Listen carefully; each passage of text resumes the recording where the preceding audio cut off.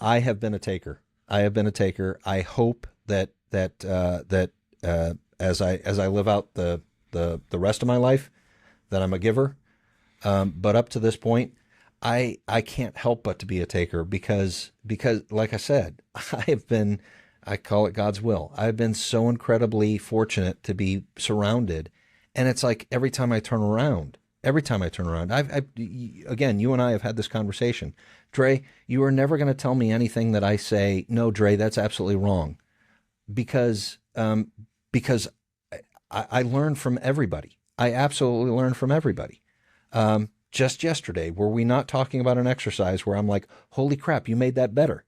Yeah. That was an exercise that I was taught by Charles Glass, by the godfather of bodybuilding, and yet you made it work in an area that I had never felt it before, and that's one that I'm going to take home and I'm going to pocket. So to answer your question, have I ever had that kind of impact on somebody else?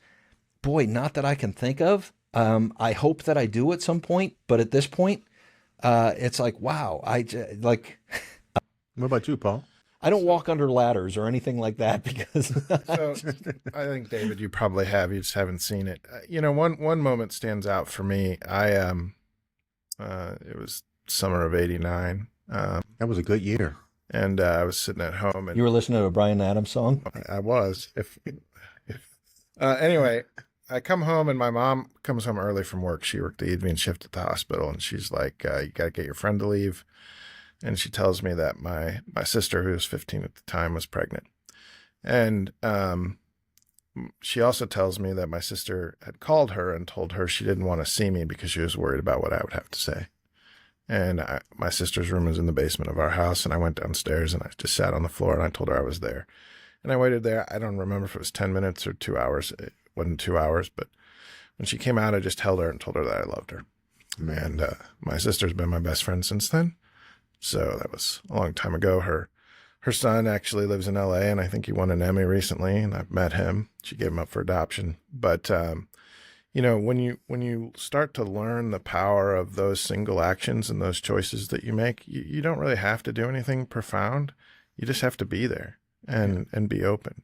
And, that was an experience that frankly changed my life and how I live.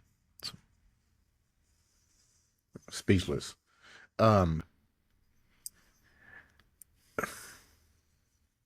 That's rare, by the way, for those of you listening at home. Yeah, it's very rare because I'm like sucking it in. The power. When there is a moment like that, he usually just says, "Wait a minute more." I kind of didn't want to interrupt it because it just doesn't ever happen, but whatever. Wait a minute. My mind is like, wow, like spinning. And you're right. It's unusual for me not to say nothing because I would be like, okay, another set, another rep. But it's just really amazing how we all have come together and able to impact each other's lives to some degree or play it forward and remain in that state of mind of beast mode and representing what that is. And you two are definitely the clear indication of that. I am privileged to have met you guys, to be a part of your life.